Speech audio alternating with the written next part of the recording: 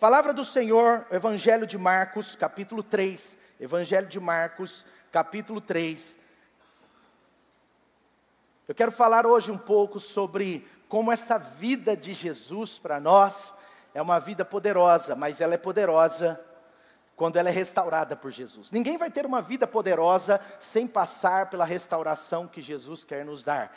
Ninguém vai experimentar uma vida abundante e poderosa sem passar pelo poder de Jesus Cristo, sem passar pelo toque de Jesus, sem se aproximar de Jesus. Ninguém experimenta uma vida verdadeiramente abençoada e poderosa sem conexão com Jesus. Amém? Marcos capítulo 3, versículo 1 diz assim: Noutra ocasião, Jesus entrou numa sinagoga e estava ali um homem com uma das mãos atrofiada. Algumas versões elas dizem mão ressequida. Uma das mãos daquele homem era atrofiada. Versículo 2, alguns deles estavam procurando um motivo para acusar Jesus. Gente, Jesus na sinagoga querendo curar, querendo abençoar, era sábado, e enquanto Jesus estava querendo curar e abençoar, porque o foco de Jesus é nas pessoas. Alguns homens, cheios de religião, colocavam a religião à frente de Deus, mesmo sem perceber talvez, mas eles estavam procurando um motivo para acusar Jesus, para ver se ele ia curar no sábado. Sabe, aqui eu te dou um destaque. Sabe, olha o que aconteceu no versículo seguinte: enquanto os religiosos, aqueles fariseus, estavam ali na sinagoga, será que ele vai curar no sábado? Não é possível que Jesus vai fazer uma coisa excelente, uma coisa maravilhosa no sábado. Olha como era a mentalidade do religioso, olha como que ela é ruim, olha como ela é complicada. Mas olha, no versículo 4, Jesus disse ao homem da mão atrofiada: levante-se e venha para o meio. Levante-se e venha para o meio. Depois Jesus lhe perguntou: o que é permitido fazer no sábado, o bem ou o mal? Salvar a vida ou matá-la? Mas eles permaneceram então em silêncio. Sabe o que acontece para os religiosos, para uma pessoa religiosa no sentido negativo da palavra? Mais importante é seguir uma regra do que alcançar uma vida, do que tocar uma vida. Tome cuidado com gente religiosa, cuidado com gente legalista, não é? Mas sempre seja vulnerável ao que Jesus diz. Por quê? Preste atenção, primeiro destaque aqui, olha só, eu estou introduzindo e contextualizando para você. Olha que destaque importante. Os religiosos pensavam alguma coisa, mas olha só, o que importa é o que Jesus diz, não é o que o religioso pensa. Veja, os religiosos estavam pensando: será que ele vai curar no sábado? Mas Jesus disse: venha para o meio, estende a sua mão atrofiada, que você vai experimentar uma restauração. Amém? O que importa não é o que o religioso pensa, mas é o que Jesus diz. E sabe o que Jesus diz? Está na palavra de Deus. Isso é o que importa. Amém? Está comigo aí? Continua a história. Versículo 5. Agora Jesus fica irado, olhou para os que estavam à sua volta e profundamente entristecido. Jesus ficou assim, gente, arrasado. Jesus assim está achando um absurdo aqueles homens estavam cheios de religião, mas sem amor àquele que precisava de intervenção de Deus. Jesus está irado com os religiosos, Jesus está triste demais com a situação, e olha só o que diz no versículo 5, ele olhou para os que estavam à sua volta, e profundamente triste, ou entristecido, por que Jesus estava entristecido, gente? O que está escrito aí? Por causa de quê?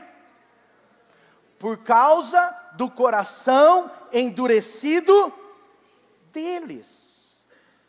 Segundo destaque que eu quero dar para você, preste atenção. Jesus olhou os que estavam à sua volta e ele se ira, mas sabe de uma coisa? Segundo destaque, Jesus quando olha para nós, ele olha primeiro para o nosso coração.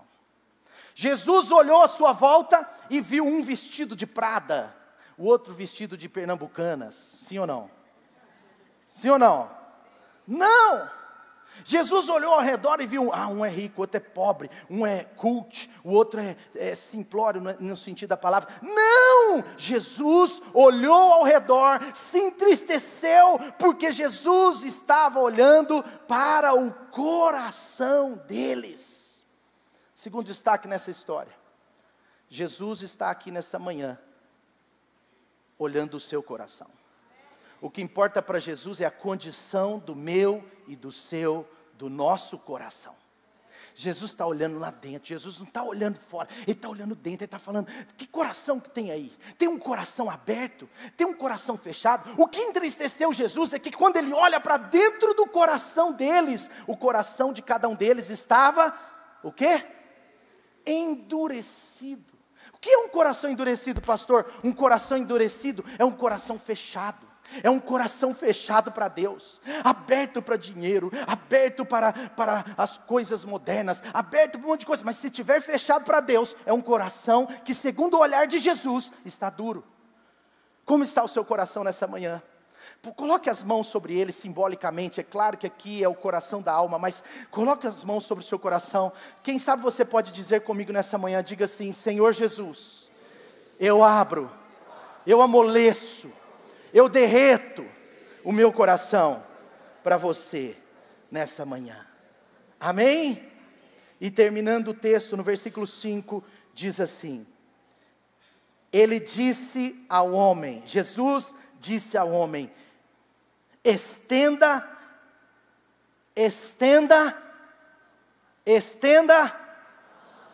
a mão. Ele não tinha duas mãos, sim ou não? Sim ou não? Ele disse, estenda a mão. Qual era a mão que ele pediu para estender? Atrofiada. Estenda a mão. Ele a estendeu e ela foi restaurada. Esse homem agora, ele passa por uma restauração e ele estava pronto para viver uma vida plena, poderosa.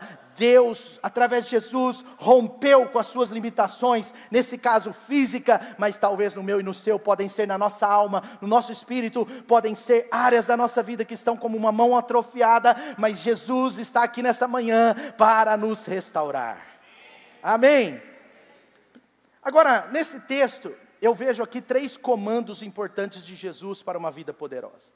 Uma vida poderosa é uma vida restaurada. E aqui eu vejo 3 comandos de Jesus que servem para a minha e para a sua vida. Primeiro comando de Jesus está no versículo 3, quando Jesus ele fala para ele vê que tem um homem ali com a mão atrofiada, com um problema na sua mão, um problema físico, e ele agora vira para aquele homem. A Bíblia diz que Jesus disse, e o que importa é o que Jesus diz, não o que os religiosos pensam, amém? Está comigo aí? E Jesus ele diz assim para ele, levante-se, diga comigo, levante-se. Primeiro comando de Jesus para que você e eu tenhamos uma vida restaurada, uma vida poderosa: levante-se, levante-se, levante-se. Jesus estava dizendo, anime-se, sabe, levante-se. Jesus estava dizendo, olha, a sua disposição importa, a sua disposição determina a sua posição em relação ao que eu quero fazer. A sua disposição determina a sua posição naquilo que eu quero fazer.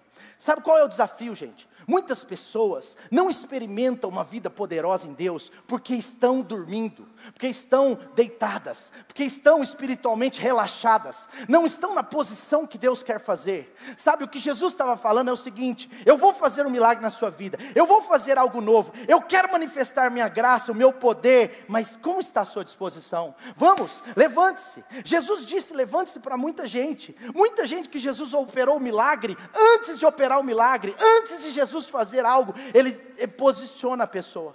Ele fala, olha, levante-se, pegue a sua maca e ande. Aí diz assim, ele levantou, pegou a sua maca, e quando ele andou, e quando ele pegou a sua maca, ele foi curado. Jesus está dizendo, você precisa de disposição. Você precisa de disposição. Por quê? Porque a sua disposição para Jesus determina a sua posição para o milagre. a sua disposição para Jesus nessa manhã determina o que Jesus está pronto a fazer na sua vida, na sua família. Jesus está dizendo, olha, levante-se, é uma inclinação do nosso interior. Jesus não estava falando só sobre ele ficar de pé, mas Jesus estava falando, olha, eu estou pronto para fazer alguma coisa nessa igreja, eu estou pronto para fazer alguma coisa na sua família, eu estou pronto para fazer alguma coisa na área financeira, eu estou pronto para restaurar o seu casamento, eu estou pronto para agir no seu futuro, jovem, mas como está a sua disposição para mim? Como está a sua posição para mim? Para aquele moço, aquele homem ser curado, ele precisava ter disposição para se posicionar diante de Jesus. Jesus poderia curá-lo lá de qualquer jeito, mas Jesus não queria curá-lo de qualquer jeito. Jesus pode curar ele lá no meio, distraído e tal, mas Jesus queria que ele tivesse posicionado. A sua e a minha disposição determina a nossa posição, e a nossa posição determina a ação de Deus em muitas vezes. Amém? Está comigo aí? O que é o levantar então? O levantar é o prenúncio da bênção. Gente, levantar é fazer o que a gente pode para Deus fazer o que Ele quer. Levantar significa a nossa parte. Veja que interessante, primeiro Jesus pediu para ele fazer o que ele podia fazer, para depois Jesus fazer o que ele não podia fazer. O que você pode fazer, faça. O que Jesus precisa fazer vai ser a partir do que você fez. Sabe, isso é muito importante. Qual é a área da sua vida, da minha vida, que hoje Deus está tocando o seu coração para você se posicionar? Talvez você precise se posicionar até mesmo ao lado de Jesus. Sua vida está fria, sua espiritualidade está péssima, mas Jesus te chamou aqui nessa manhã para mudar essa realidade. Ele está dizendo, cria disposição, ânimo, vamos, levante-se, porque eu vou agir e mudar a sua história. Jesus está dizendo algo interessante aqui, levante-se, meu jovem. Algumas versões dizem jovem, outras dizem homem. Quem sabe alguns milagres na minha vida, na sua vida, quem sabe, gente, alguns milagres nas nossas vidas, falta apenas o nosso levantar. O que você pode fazer? O levantar e estender a mão atrofiada é o nosso papel. O papel de Jesus é restaurar, é intervir, mas o levantar é nosso. Sabe, Jesus está esperando mais posição sua em relação à sua vida com Ele. Jesus está esperando você dizer um sim para Ele vir com a graça. Sabe, a salvação, ela exige de nós, sim, um simples e pequeno passo. A salvação não exige de você ser santo, não exige de você ser totalmente perfeito, nada disso. Mas a Bíblia diz que aquele que crê com o coração e que confessa com a boca que Jesus Cristo é o Senhor, é o Filho de Deus, é aquele que salva, aquele que muda a sua eternidade, esse sim será salvo. Aquele que crê com o coração e confessa com a boca. Uma pequena atitude muda toda a sua eternidade. Muda tudo. Esse menino, esse jovem ou esse homem só precisava se levantar. O que é mais fácil? Se levantar, para quem tem uma mão ressequida, o que é mais fácil? Se levantar ou ter a sua mão curada? Era o que ele podia fazer, gente. O que você precisa de mais disposição para Deus? O que você precisa fazer para responder a Deus? E o que nós precisamos fazer precisa ser feito. E com muito carinho eu estou dizendo para você que nessa manhã, como voz de Deus, como boca de Deus, nesse sentido, sabe, talvez o Espírito Santo está dizendo através de mim para você, ei, vamos, levante-se, se posicione, não vire as costas para o que Deus está para fazer, pelo contrário, fique de frente para isso. O que Jesus queria era que ele pudesse se posicionar ao lado dele, junto dele. Sabe o que Jesus está falando para ele? Ei, vem cá, sai do meio dos religiosos. Sai do meio desses religiosos da sua casa, da sua família. Sai do meio desses religiosos do seu trabalho. Sai do meio desses religiosos, porque não é sobre religião, é sobre estar comigo. E vem para perto de mim. Sai do meio. Jesus queria que ele se posicionasse. Talvez a posição que você precisa é deixar um espírito de religiosidade, negativamente falando, e se aproximar do Espírito de Deus, positivamente falando. Amém? O primeiro comando de Deus para uma vida poderosa é uma vida restaurada. O primeiro comando de Deus para uma vida poderosa é: levante-se. Levante-se.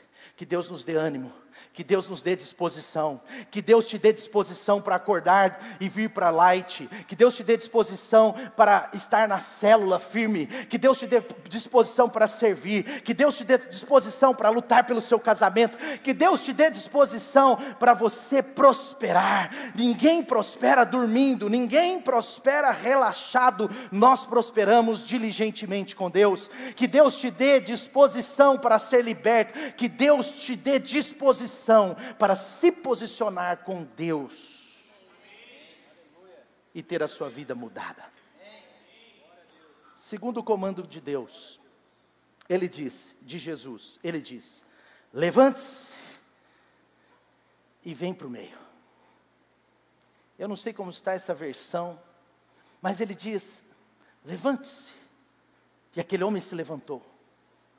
Ele dá o primeiro passo, mas Jesus está falando assim: e vem para perto. Levante-se e aproxime-se. Levante-se e venha para o meio. Jesus estava no meio. O que Jesus estava dizendo não era o seguinte: só fica no meio fisicamente. Jesus estava dizendo: levante-se e vem viver o centro da vontade do Pai. O lugar mais seguro, segundo Charles Wisdom, o lugar mais seguro do mundo é no centro da vontade de Deus. Jesus não queria só aquele homem posicionado, Jesus queria aquele homem próximo. Os religiosos estavam olhando desconfiado para Jesus.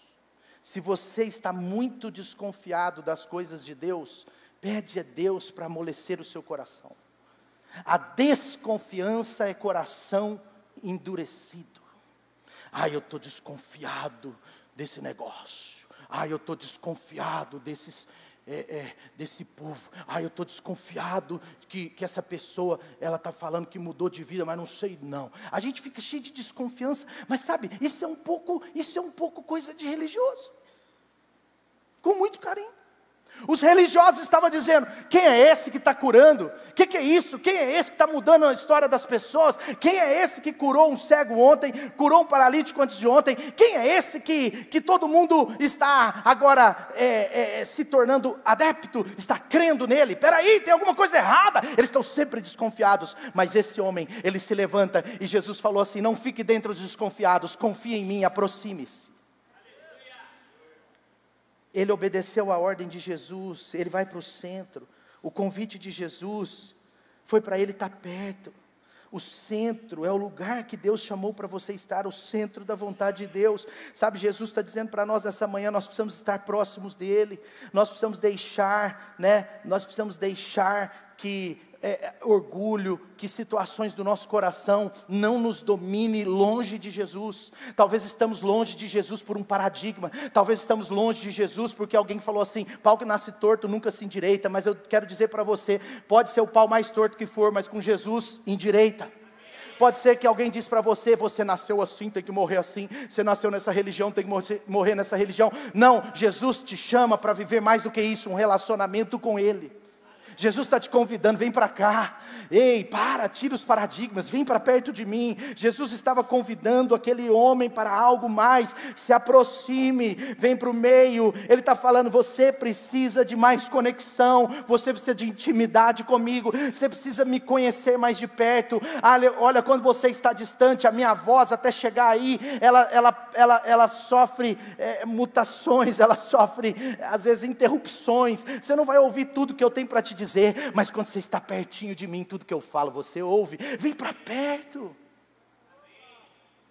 Sabe, quando Jesus nos aproxima, nos convida a aproximar, Jesus na verdade está nos convidando para ter mais dele na nossa vida. Jesus está nos convidando para uma vida abundante, para uma vida restaurada e para uma vida poderosa. O verdadeiro cristianismo não é uma religião, é um relacionamento com Deus através de Jesus Cristo. Tiago, capítulo 4, versículo 8, ele diz: aproximem-se de Deus, e Ele se aproximará de vós. Talvez esse homem já tinha tentado de tudo. Ele já tinha se aproximado de médicos, e não tem nada de errado nisso. Ele já tinha se aproximado de consultores de todas as áreas. Ele já tinha se aproximado de gente da engenharia para tentar fazer algo robótico para ele. Ele já tinha tentado se aproximar de gente rica para ajudar ele. Ele já tinha se aproximado de todo tipo de gente. Mas a verdadeira vida poderosa, nós não encontramos em ninguém, a não ser em Cristo Jesus. A não ser em Cristo Jesus.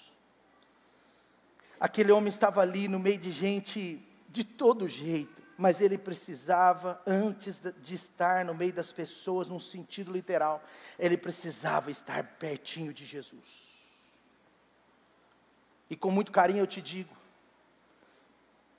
não é suficiente ir à igreja, se a gente não ouve a voz de Jesus. Não é suficiente ir à igreja e ouvir a voz de Jesus, se a gente também não responde a sua voz. O Senhor Jesus está chamando esse homem, e esse homem tinha algo de Deus o esperando. Eu quero dizer para você com muita convicção, tem algo de Deus esperando por aqueles que se aproximam. O convite do Espírito Santo de Deus para nós essa manhã é proximidade.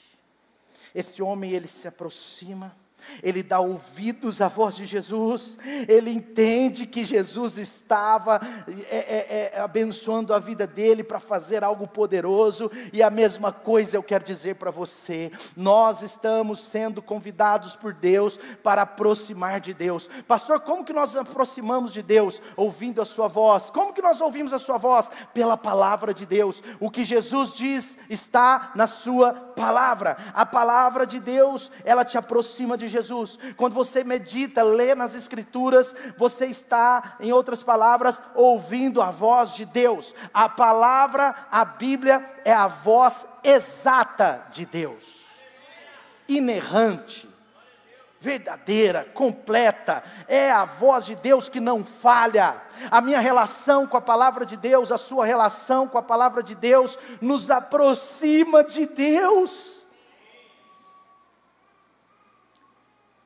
Ei, vem para perto, vem aqui, se aproxime. E a terceira e última,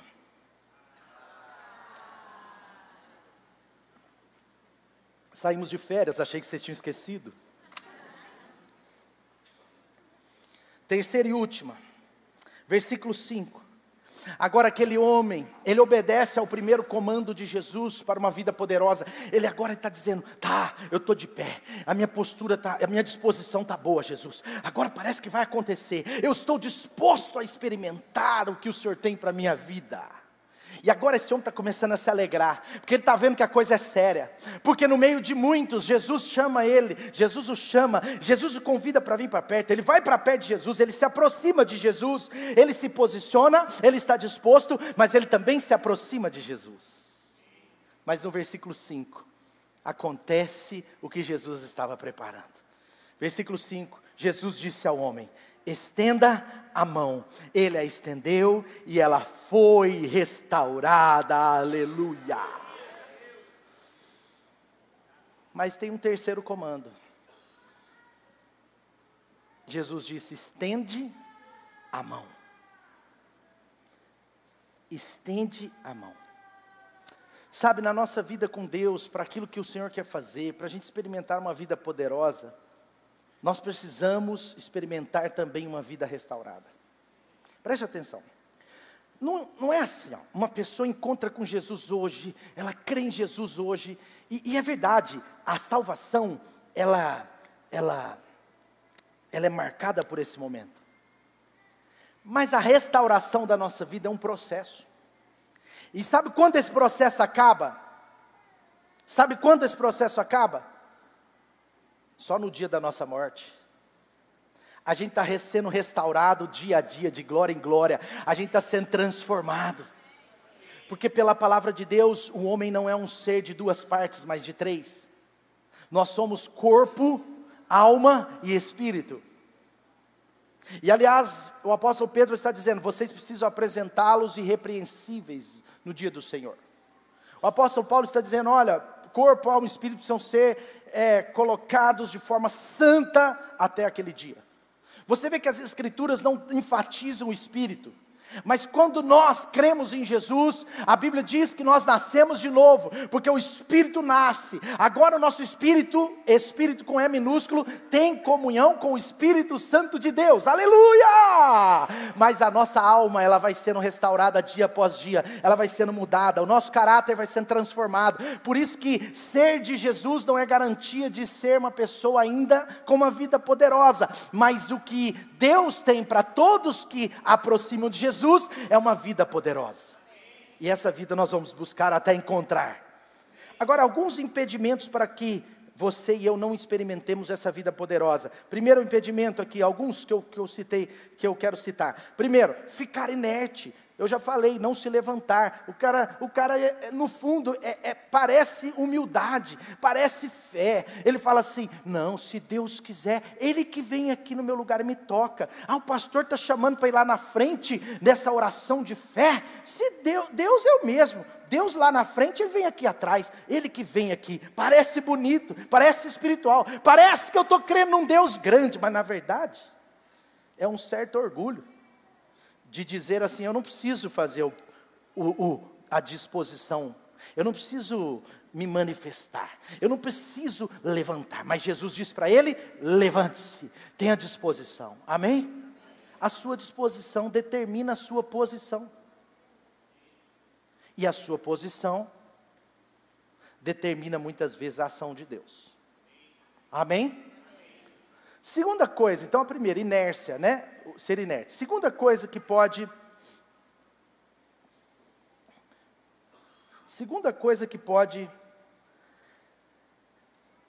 atrapalhar, ficar distante de Deus. E eu já falei sobre isso. Agora, tem outras coisas. Por exemplo, a vergonha e a timidez, no sentido de nos esconder de Deus,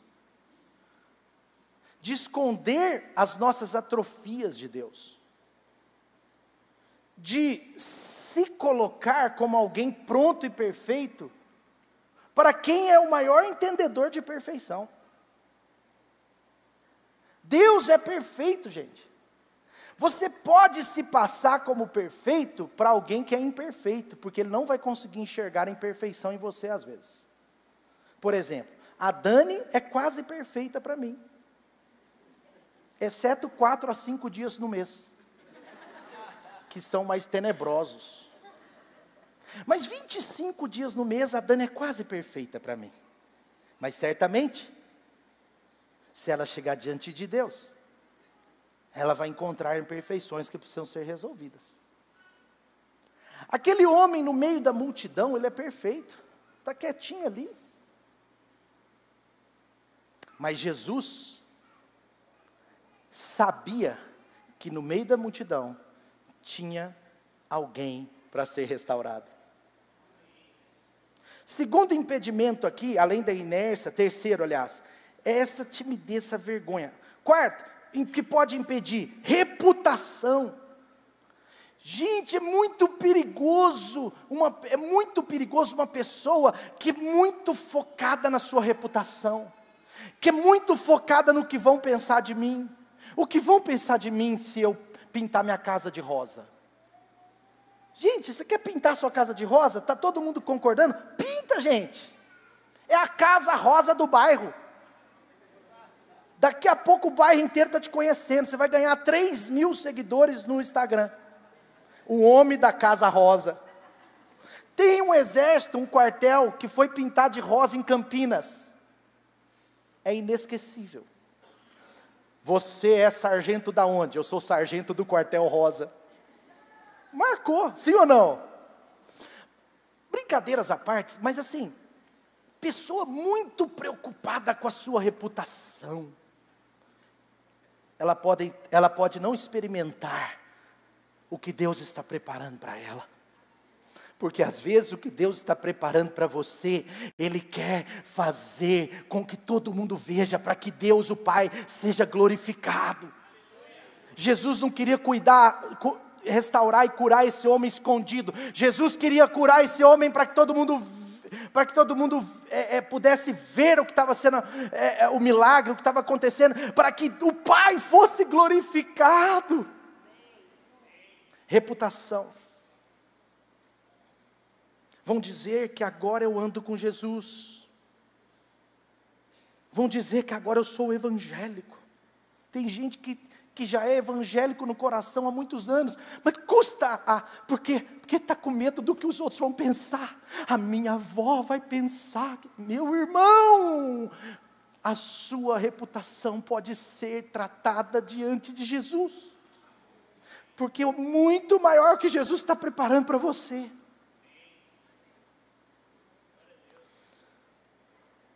Outra coisa que pode impedir, culpa.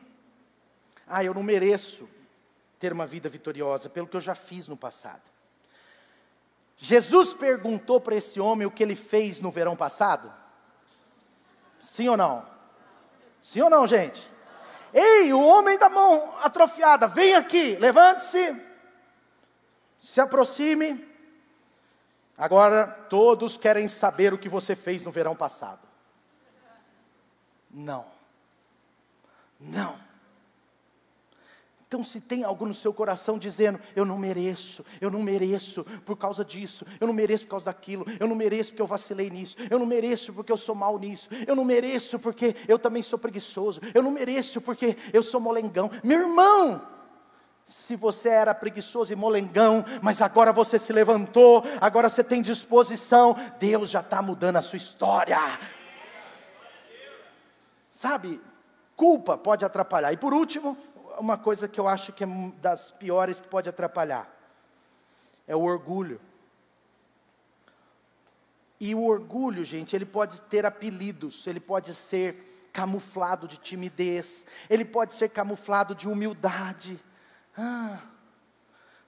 A humildade forçada, ela é o maior orgulho que tem.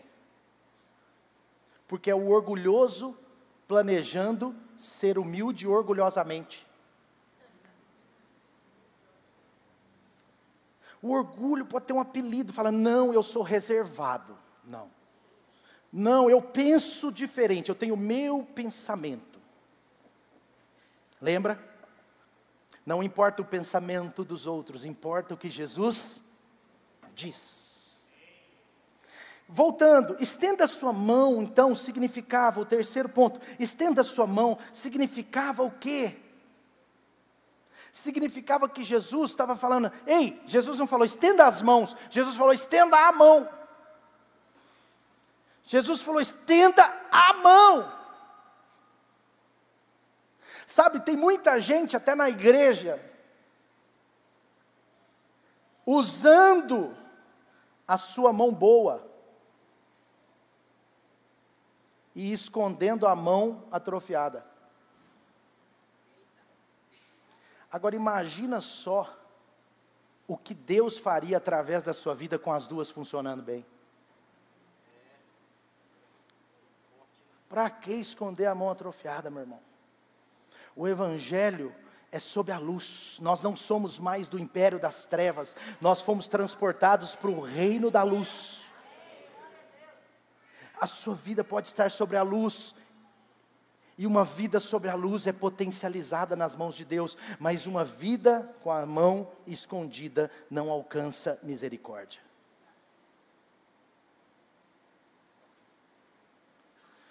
Pastor, de onde você tirou isso? Da Bíblia. Primeiro porque muita gente, Jesus, antes de fazer, ele queria ver. Segundo que Jesus queria ver, em alguns casos ele queria que outros vissem também. Jesus não está trabalhando só a cura física, Jesus está trabalhando a cura completa, a restauração. Porque Jesus não queria esse homem fisicamente perfeito, mas na sua alma cheio de problema. Jesus está resolvendo tudo de uma vez só. Ele é Cristo, é Jesus, aleluia. Jesus está dizendo, cara, você precisa usar a outra mão, você precisa ser íntegro, integral, e para isso, eu quero te dizer, Tiago 5,16 diz assim, confesse os seus pecados a Deus para ser curado. Está certo ou errado?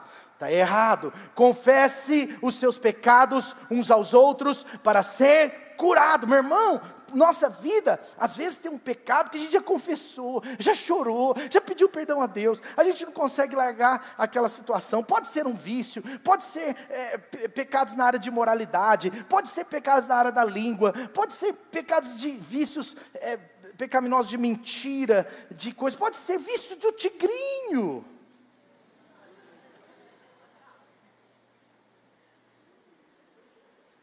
E o senador foi lá tirar foto com a moça do tigrinho. Tira uma foto comigo. Ridículo.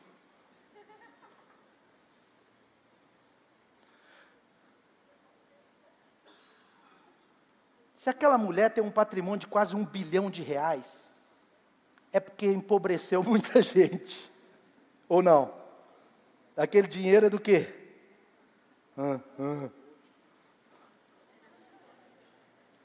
Só ela, hein? Tem mais de 80. Bilionários. Fazendo gente viciada. Empobrecendo os nossos jovens. Tirando o seu futuro. Pode ser que o seu vício é o Betis. Com muito carinho, velho. Pode ou não? 5% da população brasileira já está envolvida nesse negócio, gente. Aqui no auditório não tem ninguém, mas na população brasileira tem. Amém. É fé demais, hein, Douglas?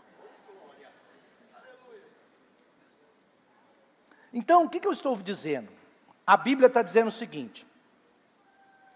Aquele que confessa o pecado e abandona, encontrará misericórdia. Às vezes a sua mão atrofiada é uma área da sua vida que está tão escondida e por isso não está resolvida. E aí o que você tem que fazer? Publicar na internet? Não. Tiago 5,16 estava falando o seguinte, no contexto dos presbíteros, no contexto dos líderes, no contexto das pessoas maduras, se você não está conseguindo vencer, meu irmão, se você confessou, chorou, pediu perdão, chorou, confessou, mas você volta a praticar aquela porcaria, você precisa de ajuda. E essa ajuda passa pela confissão. E aí você vai, confessa, fala, olha, está acontecendo isso. Só de você confessar, o Espírito Santo já pega você, porque não é fácil. Você vai precisar de uma dose tripla de humildade. Só de confessar, ele já pega você e faz...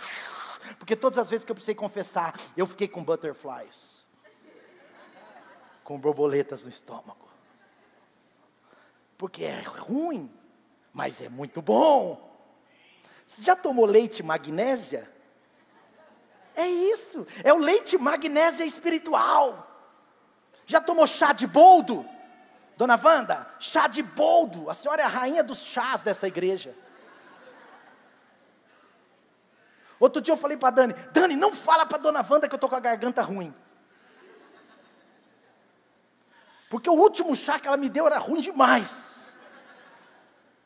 Estou brincando, Dona Wanda. Pode me dar os chá curadores. Rainha dos chás. Mas voltando aqui, olha só. Às vezes, meu irmão, é como o chá de boldo. Aquele negócio parece o gosto do inferno. Mas aquilo ali liberta você. Quer dizer, eu não sei como que é o gosto do inferno. Mas deve ser parecido. Deve ser uma mistura. Né, Tiago? É uma mistura. Tem chá de boldo lá, gente. Sim ou não? Sabe o que eu quero dizer, gente?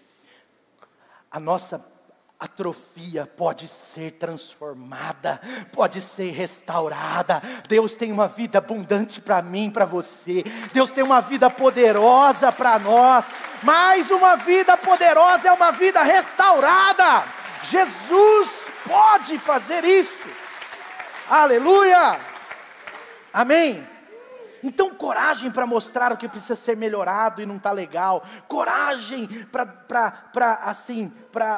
falar eventualmente, sabe? Nós precisamos admitir certas fraquezas para que a gente experimente o poder de Deus, sabe? Quem deseja ser mudado precisa colocar as suas atrofias diante de Jesus. Estender as mãos é essa disposição de receber o impossível. A sua humildade em reconhecer fraquezas é determinante no processo de construção de uma história de poder na sua vida. Amém? Bem-aventurados são os humildes de espírito. Bem-aventurado. Não é para publicar a sua dor, mas por favor, porque publicar a dor é feio, viu gente? Tá bom? Sabe por quê? Preste atenção. Quem participa do seu vômito? Quando você vai para as redes sociais para vomitar, a pessoa só vê o seu vômito, mas ela não tem acesso ao que você comeu. E esse é o problema.